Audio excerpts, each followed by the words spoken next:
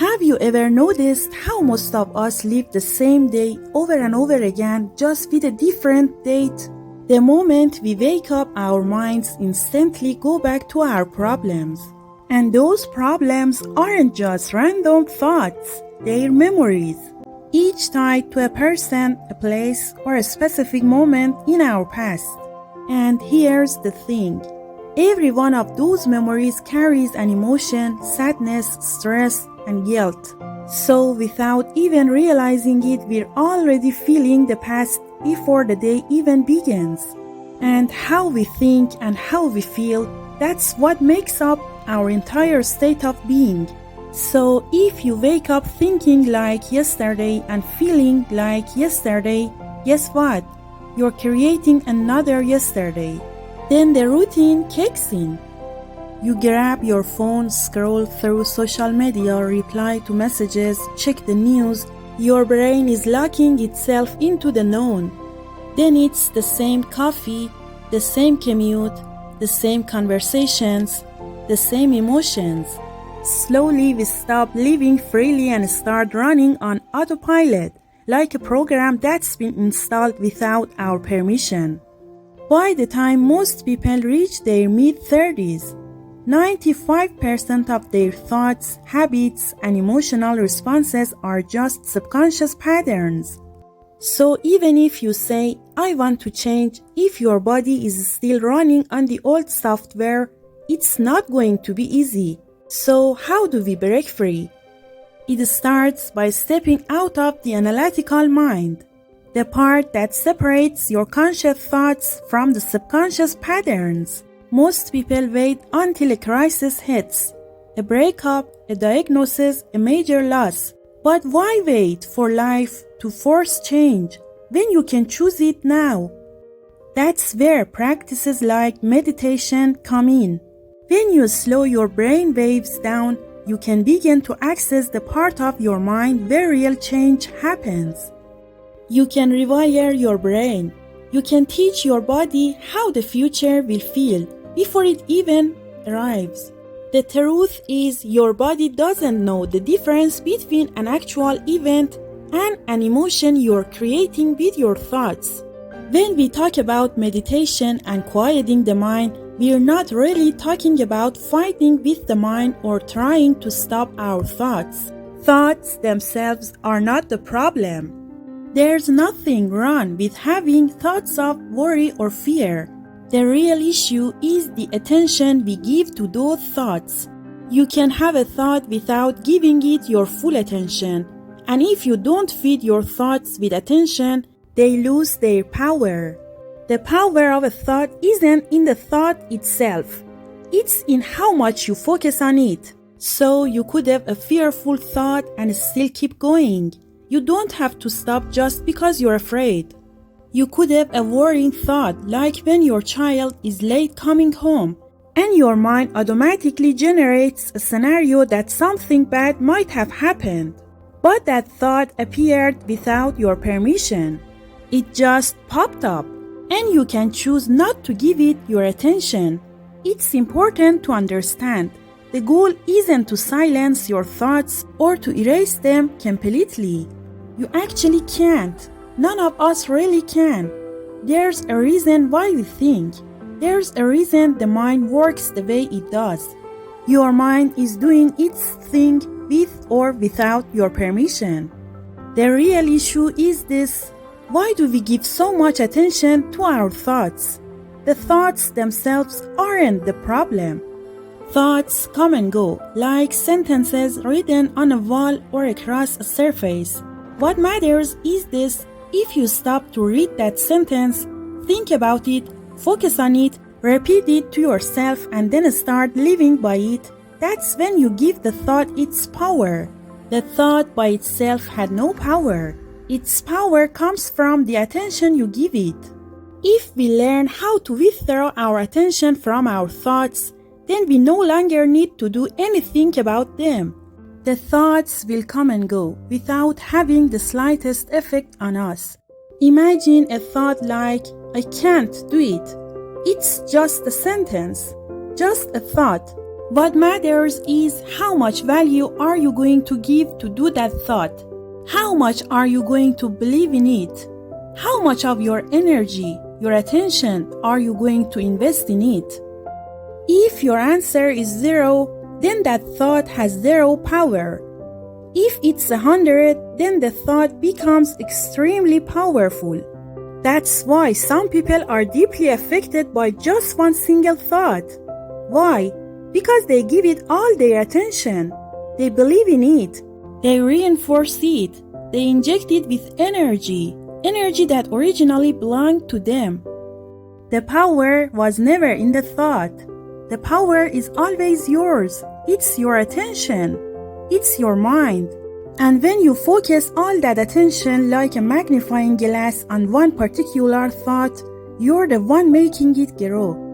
And the moment you withdraw your attention from that thought, from that mental noise, it turns into nothing.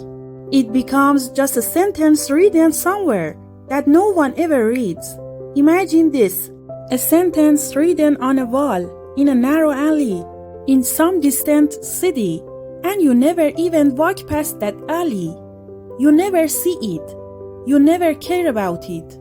Your mind says you can't do it, but you keep going. Your mind says you should be afraid, but you're not. Your mind brings up thoughts of judgment or jealousy, but you don't give in. Why? Because you've learned the skill of managing your attention. And this is one of the most powerful skills a person can ever learn in their life. The ability to direct their attention. Right now, a million things are happening. The question is, which ones are you focusing on? Which ones are you giving power to? Which thoughts are you magnifying with your mind's lens? That's all it comes down to. If your attention goes to thought about the past or the future, you just made them bigger. If your attention goes to fear, weakness, jealousy, you just empowered those thoughts. Everyone has fearful thoughts. Everyone has worries about the past or the future. But the amount of attention you give them, that determines your destiny. Believe me, a fearful thought can have 0 effect on your life, or it can completely break you. It can stop you from doing anything. It all depends on how much attention and belief you give that thought. The more you believe it, the more it controls your emotions, your behavior, and ultimately your results. So the real question isn't, do I have this thought? The question is, why am I believing that thought? You can have a thought without giving it your attention. Your mind might try to scare you, but you can look at it with compassion. Like a loving parent, you can say, I see you. I understand why you're creating these thoughts.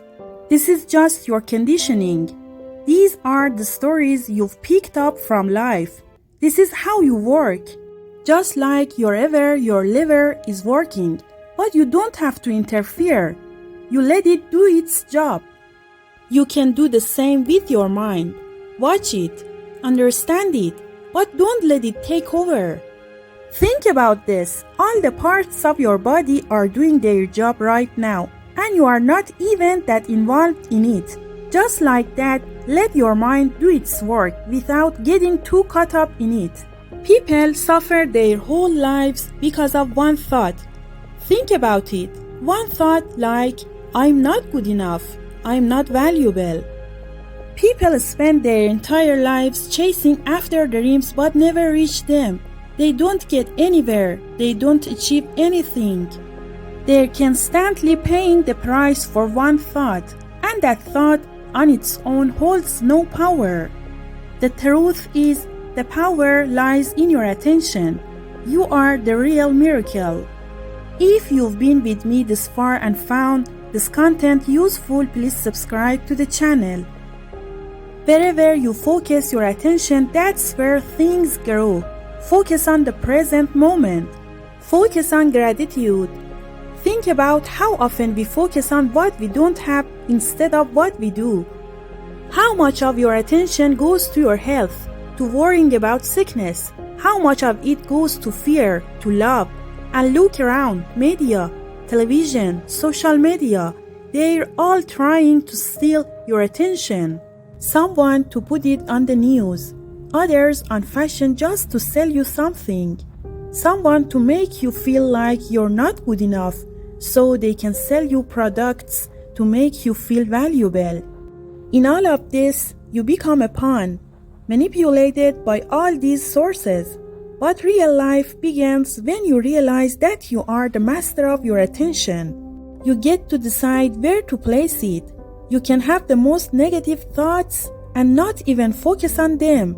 You can have the most bitter thoughts and choose not to give them any of your attention. You will realize a very, very deep point that I wanted to get across here. The point is that when you don't give attention to a thought, it slowly fades away. I told you before, you're not supposed to get rid of your thoughts. You're not supposed to fight with them. And you're not supposed to get caught up in your mind and try to silence it. You are meant to withhold your attention from them. And the mind, when attention is withheld from it, gradually quiets down and fades away. Imagine that today, your thoughts about, say, your job are that I can't do it. It's impossible. And then you start to say, this is my scared mind trying to protect me. But I am the owner of mind. I can decide not to pay attention to the thought and let it pass. Fear disappears, doubt disappears, worry disappears. The mind is always learning, and it learns by what you give attention to. Your brain is constantly learning based on your behavior, your thoughts, and the amount of attention you give to different aspects of your life. It's always learning which aspects to focus on, which paths to take. Does it learn the path of worry or the path of trust, the path of fear or the path of love? And it nurtures those paths in your life. The good news is it's never too late. You can still learn, no matter where you are. You can start and learn. You can live better. You can better guide your mind toward thoughts that serve you, toward thoughts that are useful to you. Your mind can't distinguish between imagination and reality. For your nervous system, a fear that you think about feels just as real and terrifying as a fear that actually happens. Your inner world is always influenced by the quality of your thoughts, and your outer world is always influenced by your inner world.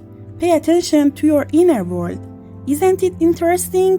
We focus on so much on the outer world. How about focusing on the inner world a bit? Your inner world is the world of your emotions, your thoughts, your beliefs, and your attention. And working with your attention happens through meditation. Maybe you've heard of this before, and you might ask, okay, so what now? How do I fix it? What's the solution? The solution is meditation. Just 15 minutes of meditation a day solves all these issues. Believe me, it works. Research shows that just 15 minutes of meditation a day reduces stress and anxiety. 15 minutes of meditation moves you towards happiness and rewires your brain for well-being. Meditation not only improves your mind but also leads your body towards health and helps you reconnect with yourself. You're living your thoughts. They say your body is a reflection of your thoughts, and you can see that reflected in your body. Look at people around you. Some get angry, sad, and end up sick. Why do they get sick? It's because of one thought. Why did it make them sick? Because they live their thoughts. Whatever you think about, you become. The quality of your thoughts directly affects the quality of your life. Do you believe that? The level of illness you experience, the amount of suffering you endure, the money you can make, the peace you experience, the love you receive, the quality of your relationships, all of these are directly related to the quality of your thoughts. Every now and then, take a screenshot of your mind. What's in there? What am I thinking about right now? What have I been thinking about in the last hour. Then suddenly you realize, oh my God, none of the thoughts seem to be in my control. Most of them are negative, filled with fear and worry. And at that point, you have a decision to make. Do you want to do something about it, or do you want to continue like everyone else? Everyone is living this way, moving forward with a chaotic mind, a chaotic life. They are not feeling well, and they keep thinking that the reason they don't feel good is some external factor. They try changing external circumstances, but nothing really changes. The internal situation doesn't shift. Then comes the next excuse. Maybe it's because my house isn't big enough. Maybe I don't have enough money. I don't have love. I don't have relationships. I haven't enjoyed life enough. Maybe I need to travel more. Maybe I need a new car. And this becomes the cycle of our lives, trying to change external things, thinking it will change how we feel inside. And well, it leads to frustration, followed by more frustration. But the interesting thing is, this method actually works. It's worked for everyone, and it will work for you too. You just need to commit to it. You just need to actually do it. If you change the quality of your thoughts, if you change the way you think, it's clear that your life will change. There's no doubt about it. Look at your inner world. Look at what you've been thinking about from morning till now. How much of it has been in alignment with creating the life you truly desire? If your thoughts aren't leading you towards the life you want, only you can do something about it. Remember, no one else can decide what you think. If your life isn't in your hands, if your thoughts aren't in your control, whose hands are they in? Take a moment and think about it. So, if you constantly feel anxious or sad about something that hasn't even happened, your body believes it's real. And those emotional patterns become stronger than your conscious desire to change.